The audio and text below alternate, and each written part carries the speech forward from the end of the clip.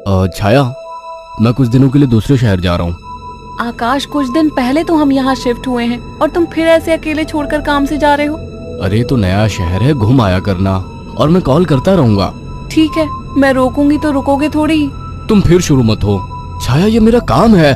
ठीक है, मैं अपना सामान लगा देती हूँ, बस अपना ख्याल रखना। आकाश अगली सुबह दूसरे शहर के लिए निकल गया। अपना काम खत्म करके जब वो लौटने लगा, अचानक मौसम खराब हो गया और बारिश की वजह से रास्ता बंद हो चुका था।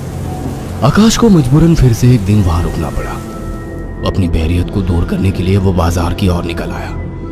पास में ही छोटा बाजार लगा हुआ था। आकाश आधा बाजार घूम चुका था, तभी वहीं उसे एक काफी बुजुर्ग आदमी निराश बैठा दिखा। उसके पास दो छोटी छोटी मूर्ति और एक थोड़ी बड़ी मूर्ति थी, जिस पर काफी अच्छी कारीगरी की हुई थी। बाबा, आप क्यों परेशान हो?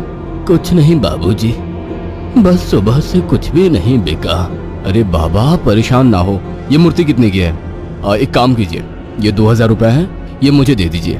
बुजुर्ग ने डरते और झिझकते हुए कहा, लेकिन बेटा, ये मूर्ति शापित है। ये सब बकवास बातें होती हैं बाबा, कोई शाप वाप नहीं होता है। लाओ, ये मूर्ति मुझे दे दो। बुजुर्ग ने कांपते हाथों से उस मूर्ति को आकाश को दे दिया। रात में आकाश होटल के कमरे में गया और फोन पर छाया से बात करने लगा। उसे ठंड सी महसूस होने लगी। फोन रखकर वो सोने के लिए लेट गया।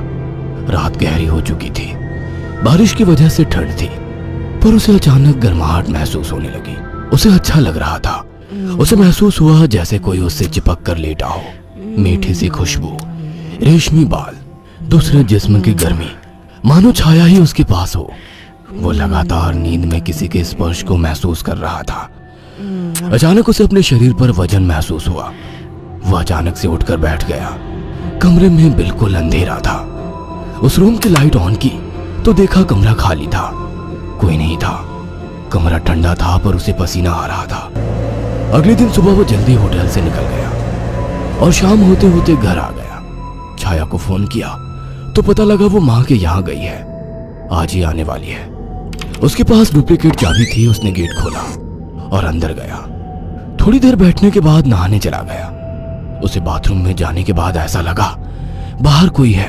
वो जैसे ही निकला उसको कोई नजर नहीं आया। वो ऊपर गया और उसे एक परछाई नजर आई। कौन है? छाया, मजाक मत करो, मुझे ऐसा मजाक पसंद नहीं है। तभी दरवाजे की डोरबेल बजी। जाकर देखा तो छाया थी। आकाश उसे देखते ही खुश हुआ और उसे गले लगा लिया। तुम सही वक्त पर आ गई, मुझे लगा कोई ऊपर है। ऊपर कौन है? मेरी कोई सौतन ले आए हो क्या? कैसी बात करती हो?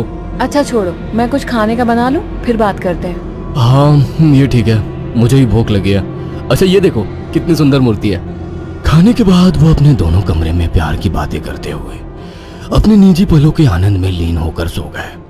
मगर आधी रात को आकाश को वही खुशबू स्पर्श महसूस हुआ। उसे लगा छाया को आज ज्यादा ही प्यार आ रहा है और वो जो कर रही है करने दो। छाया इस बार काफी उत्तेजित लग रही थी। आकाश को भी आनंद आ रहा था।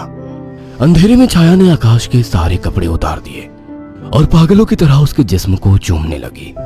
आकाश भी पूरी तरह से उत्तेजित हो गया था।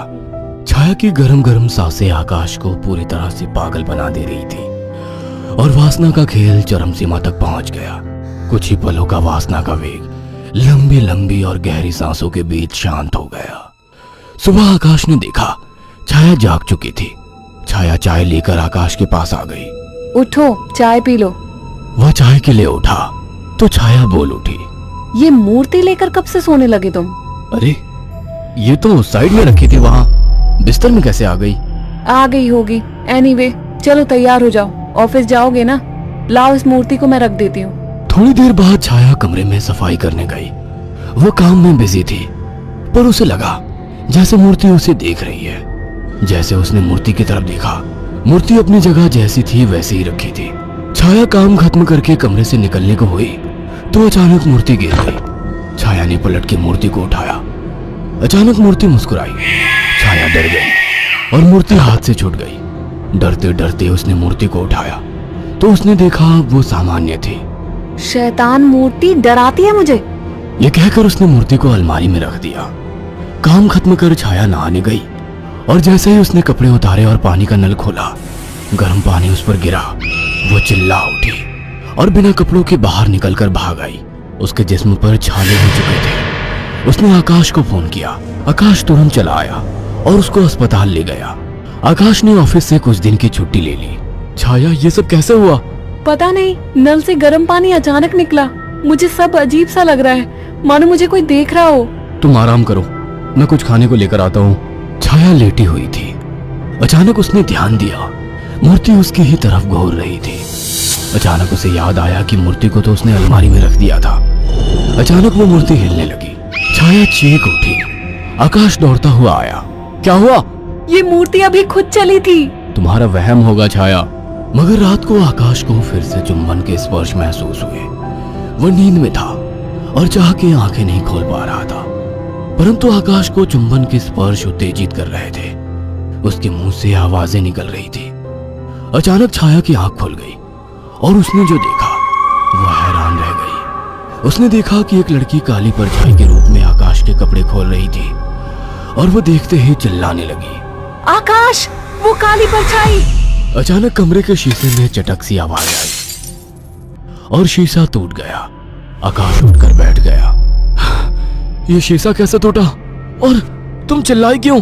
आकाश, वो कोई काली आत्मा थी। मैंने अभी देखा, वो तुम्हारे साथ संबंध बना रही थी। क्या तुम्हें बिल्कुल पता नहीं लगा? कौन? क्या कह रही हो? मुझे महसूस तो हुआ, पर मुझे लगा तुम हो। पागल हो क्या? ऐसी हालत में मैं संबंध बनाने की सोचूंगी?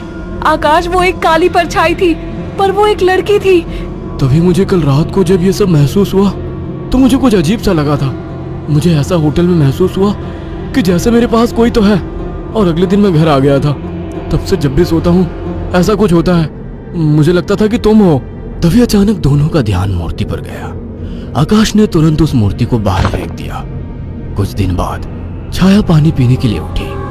अचानक उसकी नजर फिर से ड्रेसिंग टेबल पर रखी मूर्ति पर पड़ी। अचानक उस मूर्ति ने काली परछाई का मुंह धारण कर लिया। छाया अचानक बेहोश हो गई। कुछ देर बाद उसकी आंखें खुली तो उसे सब सपने जैसा लग रहा था। अचानक वो किचन में चली गई। तभी वहां आकाश आ गया। अरे, पहले ठीक तो हो जाती। मैं तो ठीक हूँ। अच्छा। हाँ, आज तो मुझे एक अलग ही सुबह लग रही है। ओके, अब चलो आराम करो।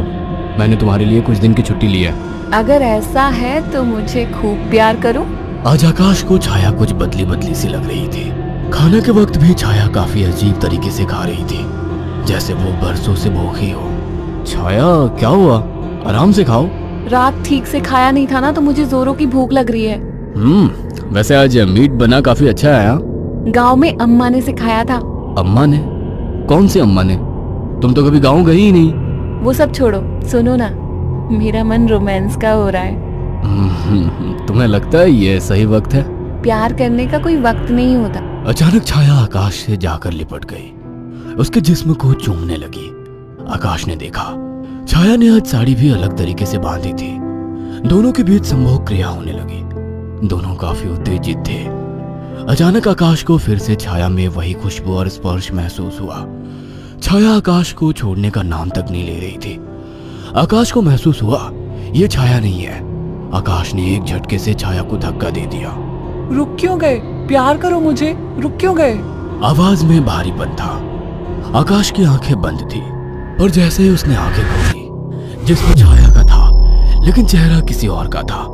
आकाश ने कांपती आवाज में कहा, मेरी बीवी कहाँ है?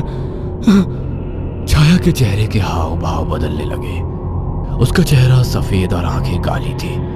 वह गुस्से में बोली, मुझे पसंद नहीं थी वो, मार डाला उसे। अचानक वो एक परछाई में बदल गई। उसने अपने लंबे और पहने दांत आकाश की गर्दन में गाड़ दिए। आकाश एक दिल दहला देने वाली चीख के साथ शांत पड़ गया। कुछ दिनों बाद जब घर से बदबू आने लगी तो पड़ोसियों ने पुलिस को बुलाया तो देखा दोनों की लाश बहुत बुरी तरह से कटी पड़ी है और सड़नी शुरू हो चुकी थी। पुलिस को लाशों के पास से वो मूर्ति मिली थी। अगर आपको हमारी ये कहानी पसंद आई हो तो इसे लाइक और शेयर करना ना भूलें।